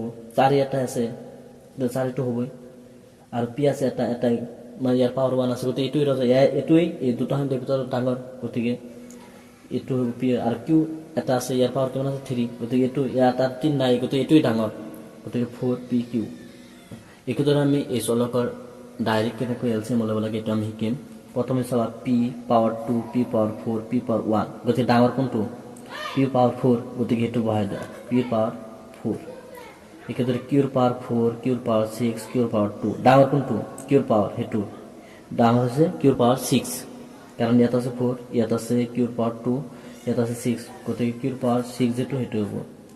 তাৰপিছত আছে r ৰ পাৱাৰ 6 r ৰ পাৱাৰ 2 r ৰ পাৱাৰ 4, গতিকে ডাঙৰ কোনটো সেইটোৱে বহিব, r ৰ পাৱাৰ 6 এইটোৱে এনেকৈ বহাই দিয়া। একেদৰে ইয়াত আছে a ৰ পাৱাৰ ডাঙৰ বিলাক চাব লাগিব, a ৰ পাৱাৰ 2 a ৰ পাৱাৰ 3 a ৰ পাৱাৰ 2, ডাঙৰ কোনটো আছে a ৰ পাৱাৰ 3, গতিকে এইটো বহাই দিয়া এটা।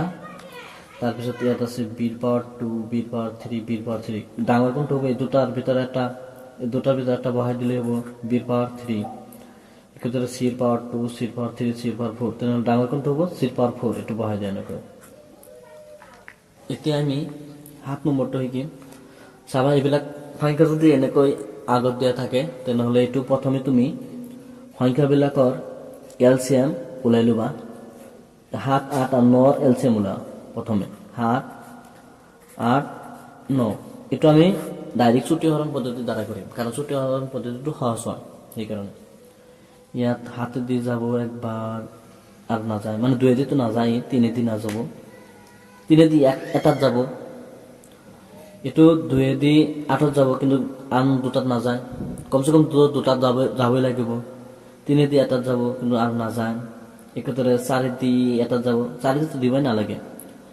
তাৰপিছত 5 দি নাযায়, 7 দি এটাত যাব কিন্তু নাযায়। একেদৰে 8 দি এটাত যাব নাযায়, তাৰমানে এইবিলাক তাৰমানে আৰু এনে কোনো সংখ্যা নাই যিবিলাক সংখ্যাৰ দ্বাৰা এই দুটা সংখ্যা কমচে কম দুটা সংখ্যাত আমি হৰণ দিব পাৰি, গতিকে এইবিলাক তুমি এনেকৈ পূৰণ কৰি দিয়া। 7 8 গুণ কিমান হ'ব আমাৰ 56, এই 56ৰ লগত তুমি 9 পূৰণ কৰা, 56 আৰু 9 পূৰণ কৰিলে কিমান হ'ব চাবা, 9 6 গুণ 54, 54 4 হাতত থাকিলে আমাৰ 5, 9 5 গুণ 45, 45 4 আৰু 45 আৰু 5 কিমান হ'ব আমাৰ 50।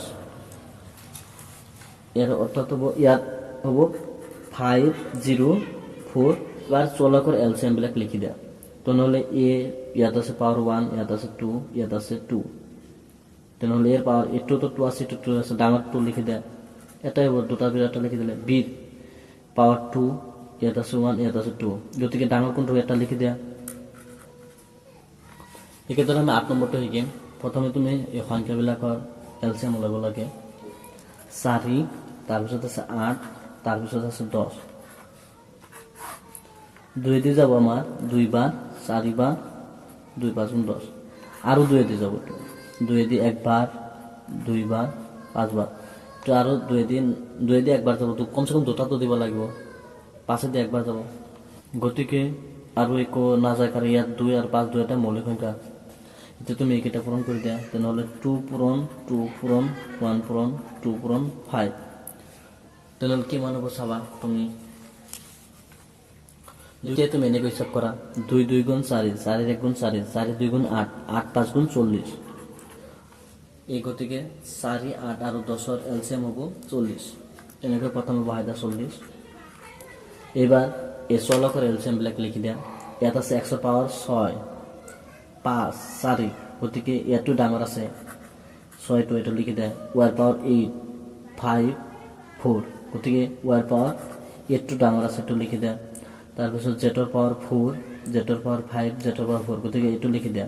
z ৰ পাৱাৰ 5, যিটো ডাঙৰ হ'ব এইটো লিখি দিয়া, ডাইৰেক্ট পদ্ধতিটো। এতিয়া আমি 9 নম্বৰ উদাহৰণটো কৰিম, চাবা। 6 PQR এটা সংখ্যা, আন এটা সংখ্যা আছে 8 PR, আন এটা সংখ্যা আছে ডাইৰেক্ট 10। গতিকে এইটো সংখ্যাৰ আমাৰ এলচিএম ওলাব লাগে। প্ৰথমে তুমি সংখ্যাকেইটাৰ এলচিএম উলিয়াই দিয়া। এনেকৈ প্ৰথম সংখ্যাটো আছে আমাৰ 6, তাৰপিছত আছে 8, তাৰপিছত আছে 10। 2 দি যাব আমাৰ 3 বাৰ, 2 দি 4 বাৰ, 2 দি 5 বাৰ। এই সংখ্যা তিনিটাত এনে কোনো সংখ্যা নাই যিটো সংখ্যাৰ দ্বাৰা আমি হৰণ কৰিব পাৰি। ইয়াত থকা যিকোনো দুটা সংখ্যাটো আমি এনে কোনো সংখ্যা নাই যিটোৰ দ্বাৰা আমি হৰণ কৰিব পাৰি। গতিকে এইকেইটা পূৰণ কৰি দিয়া তুমি এবাৰ। 2 3 4 5 পূৰণ কৰিলে কিমান হ'ব চাবা আমাৰ। এবাৰ তুমি এইকেইটা পূৰণ কৰা। 2 3 গুণ 6, 6 4 গুণ 24, 24 5 গুণ কিমান হ'ব? 24ৰ লগত 5 পূৰণ কৰা। 5 পূৰণ কৰিলে চাবা কিমান হ'ব আমাৰ। 5 4 গুণ 20ৰ গুণ হাতত থাকিল 2, 5 2 গুণ 10, 10 2 12, 120 হ'ব। গতিকে এই সংখ্যাবিলাকৰ এলচিএম হ'ব 120। আৰু এবাৰ চলকৰ এলচিএমবিলাক লিখি দিয়া। ইয়াত p পাৱাৰ 1, p পাৱাৰ 1, গতিকে দুটা সমান আছে, এটা লিখিলেই হ'ব। আৰু q পাৱাৰ 1, q পাৱাৰ, আৰু q তো নাই, এটা এইটোই ৰজা। আৰু r এটাই আছে, এইটো ইয়াত নাই, ইয়াত r আছে, ইয়াত r আছে, কিন্তু পাৱাৰ ইয়াত আছে 1 আৰু ইয়াত আছে 1, গতিকে r এটা লিখি দিলেই হ'ব।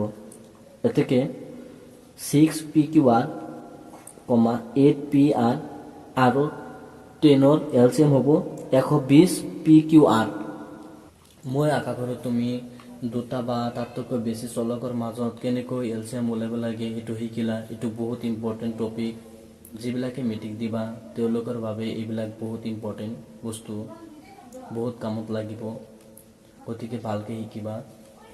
এতিয়া তুমি এইকেইটা নিজে কৰা আৰু তোমাৰ উত্তৰখিনি ইয়াত দিয়া আছে, মিলাই চোৱা। এতিয়া আছে আমাৰ স্টেপ 8, ৰুট অভাৰৰ লসাগু। ৰুট অভাৰৰ লসাগু কেনেকৈ ওলাব লাগে এইটো আমি এতিয়া শিকিম। চাব ধৰা হ'ল ৰুট 5 আৰু ৰুট 6ৰ এলচিএম ওলাব লাগে। তেনেহ'লে প্ৰথমে তুমি ৰুটৰ ভিতৰত যিবিলাক সংখ্যা দিয়া থাকিব সেইবিলাকৰ এলচিএম ওলাবা। তাৰপিছত সেইবিলাকৰ লগত তুমি ৰুট দি দিয়া, সেইটোৱে হ'ব এই ৰুট থকা সংখ্যা দুটাৰ এলচিএম। কেনেকৈ কৰিব লাগে চাবা। 5 আৰু 6ৰ এলচিএম ওলাই দিয়া। এইটো 2 দি যাব, কিন্তু এইটো 2 দি নাযায়। একেদৰে 3 দি যাব, এইটোত কিন্তু এইটো নাযায়। 5 দি এইটো যাব, কিন্তু এইটো নাযায়। গতিকে 6 দি এইটো যাব, এইটো নাযায়। গতিকে এইটো এলচিএম হ'ব 5 × 6, অৰ্থাৎ 5 6 গুণ 30। এতিয়া তুমি এনেকৈ বহাই দিয়া 30 আৰু ৰুটটো লগাই দিয়া। এই দুটা সংখ্যা এলচিএম হৈ গৈছে। গতিকে ৰুট 5 আৰু ৰুট 6ৰ এলচিএম হ'ব ৰুট 30। তাৰপিছত তুমি একেদৰে ৰুট 12 আৰু ৰুট 8ৰ এলচিএম উলিওৱা। 2 দি যাব আমাৰ 6 বাৰ, 4 বাৰ, 2 দি যাব আমাৰ 3 বাৰ আৰু 2 বাৰ।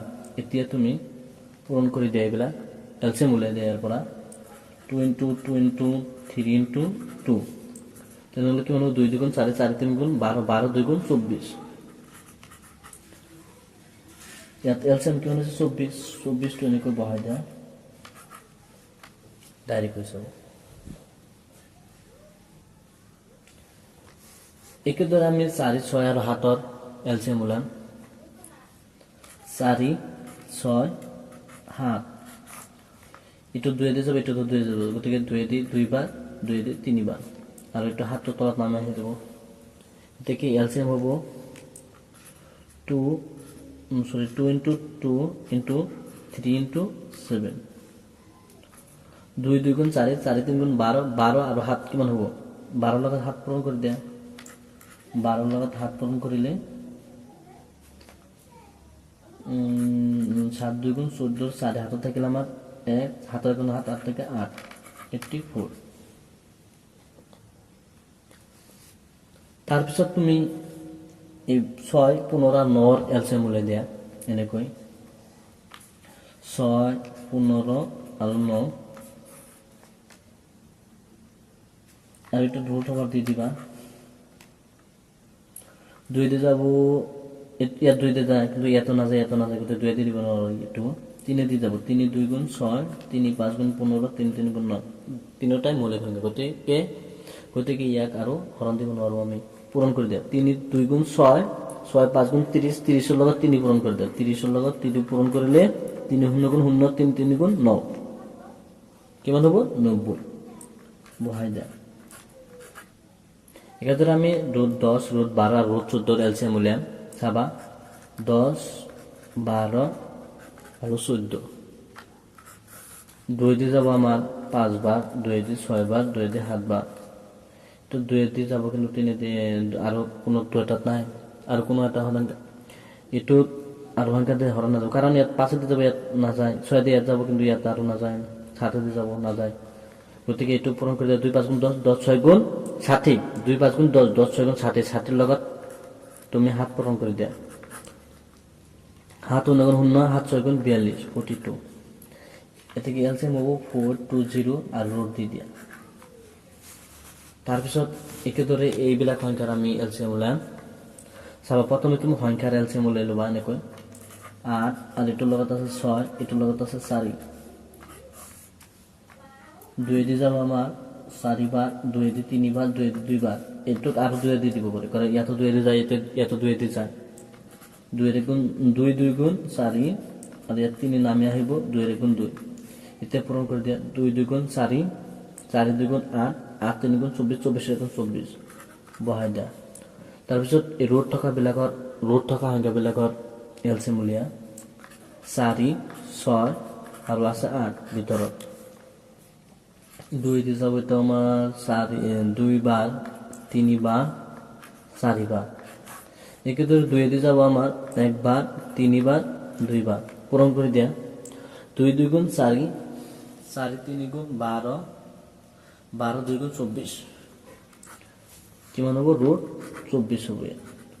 মানে সংখ্যাবিলাকৰ এলচিএম উলিয়াই প্ৰথমে বহাই দিয়া, তাৰপিছত ৰুট ওভাৰত থকা যিবিলাক সংখ্যা আছে সেইবিলাকৰ এলচিএম উলিয়াই ৰুট ওভাৰ বহাই দিয়া একেদৰে।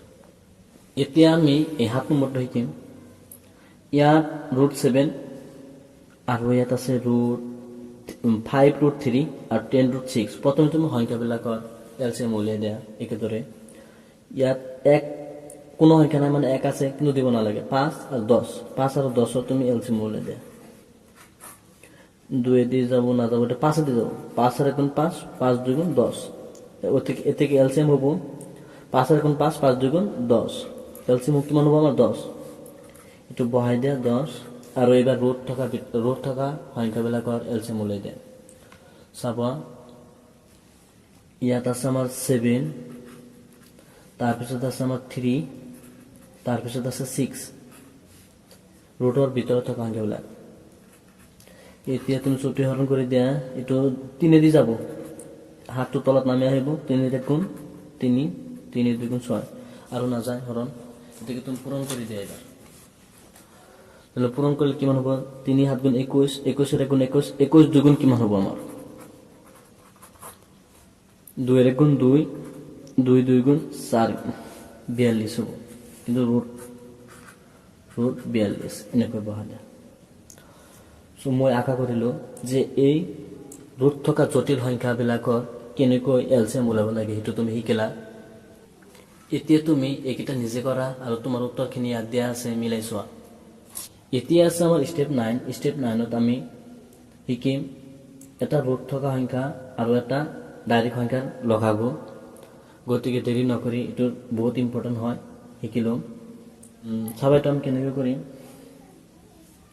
প্ৰথমে তুমি সংখ্যাবিলাকৰ এলচিএম ওলাই দিয়া, তাৰপিছত তুমি ৰুট থকা সংখ্যাৰ এলচিএম ওলাবা।